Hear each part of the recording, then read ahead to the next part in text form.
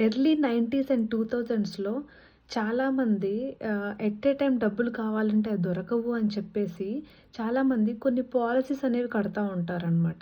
అంటే నెలకి నెలకి కొంచెం కొంచెం మనీ జమ జమ చేసుకుంటూ ఎట్ ఏ టైమ్ మెచ్యూర్ అయిన తర్వాత ఎంతో కొంత మనీ వస్తుంది. ఆ మనీ దేనికో ఒక అవసరానికి యూజ్ అవుతుంది అన్న ఉద్దేశ్యంతో చాలామంది పాలిసీస్ కడతా ఉంటారు.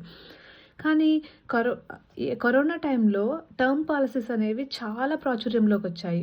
ఆ టర్మ్ పాలిసీస్ ఏంటి అనంటే, ఎవరికైనా ఏదైనా సడెన్‌గా రిస్క్ జరిగింది అనంటే, ఆ ఫ్యామిలీ మెంబర్ వారు లేకపోయినా గానీ, వారి ఫ్యామిలీ మెంబర్స్ ఫినాన్షియల్‌గా బెనిఫిట్ పొందొచ్చు అన్న ఉద్దేశ్యంతో, ఈ టర్మ్ పాలిసీస్ అనేవి చాలా ప్రాచుర్యంలోకొచ్చాయి. అండ్ చాలామంది ఎర్లీ స్టేజెస్‌లోనే ఈ టర్మ్ పాలిసీస్ అనేవి కట్టడం స్టార్ట్ చేశారనమాట.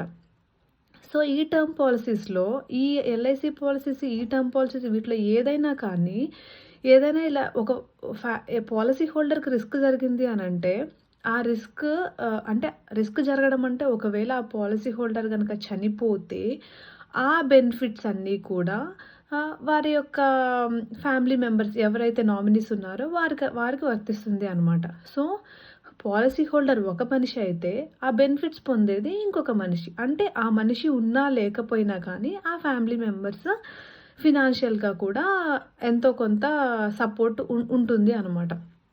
మరి పాలిసీ హోల్డర్ పరిస్థితి ఏంటండి? అదేంటండి పాలిసీ హోల్డర్ చనిపోతారు కదా! అప్పుడు ఆయన పరిస్థితి ఏంటి అనంటారా?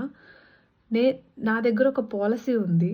ఆ పాలిసీ గనక కడితే ఎవరైతే చనిపోతారో, ఎవరైతే పాలిసీ హోల్డర్‌గా తీసుకొని వాళ్ళే చనిపోతారో వారికే బెనిఫిట్స్ ఒస్తాయి. అదేంటో నేనేదో కొత్త పాలిసీ క్రియేట్ చేశా అనుకోకండి. అదేంటి అనంటే LIC. Life in Christ. Yes. ఎవరైతే దేవుని యందు విశ్వాసం ఉంచుతారో వారికే నిత్య జీవం లభిస్తుంది. అంటే ఎవరైతే పాలిసీ హోల్డర్‌గా ఉంటారో వారికి మాత్రమే బెనిఫిట్స్ ఉంటాయి అని. యోహాను 3:16 చెప్తుంది. దేవుడు లోకమును ఎంతో ప్రేమించెను కాగా తన అద్వితీయ కుమారుడైన యేసునందు విశ్వాసముంచు ప్రతివారికి నశింపక నిత్య జీవం అనుగ్రహించెను అని. ఎవరైతే యేసుక్రీస్తునందు విశ్వాసం ఉంచుతారో వారు నరకం నుంచి తప్పించబడి వారు నశించకుండా, వారి యొక్క ఆత్మ నశింపకుండా ఎల్లప్పుడూ దేవుని యందు నివసించగలిగే గొప్ప అవకాశం. అంటే దాన్ని నిత్య జీవం అంటారు. ఆ నిత్య జీవాన్ని ఆ యొక్క బిడ్డ పొందుకుంటాడు అని చెప్పేసి. అవునండి. ఎవరైతే దేవుని యందు విశ్వాసం ఉంచుతారో ఆ బెనిఫిట్స్ వాళ్ళే పొందుకుంటున్నారు కదా!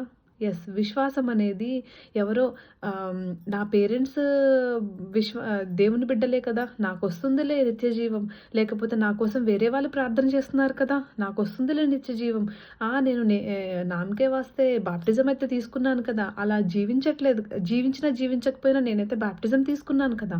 నాకొస్తుందిలే నిత్య జీవం అని అనుకోవడం కాదండి. ఎవరో ప్రార్థన చేస్తే, ఎవరికో విశ్వాసం ఉంటే మనకి మాత్రం రాదు. మనమే దేవుని యందు విశ్వాసం ఉంచాలి. మనమే దేవుని యందు నిత్య జీవం పొందుకుంటాము. ఎల్ఐసి పాలిసీస్ చేసే వాళ్ళందరూ కూడా ఒక యాడ్ చెప్తుంటారు కదా! జీవన్ కే సాథ్ భీ, జీవన్ కే బాద్ భీ. ఒకసారి ఆలోచించండి. జీవితం తర్వాత కూడా మన ఆత్మ రక్షింపబడడానికి దేవుడి యందు విశ్వాసం ఉంచుట ఎంతో ప్రాముఖ్యమైన అంశం. ఎంతో ఇంపార్టెంట్ విషయము. ఒక దైవ సేవకుడు చెప్పాడు, మానవ జీవితం అనేది నిత్య జీవాన్ని ఎంచుకోవడానికి దేవుడిచ్చిన ఒక గొప్ప అవకాశమని.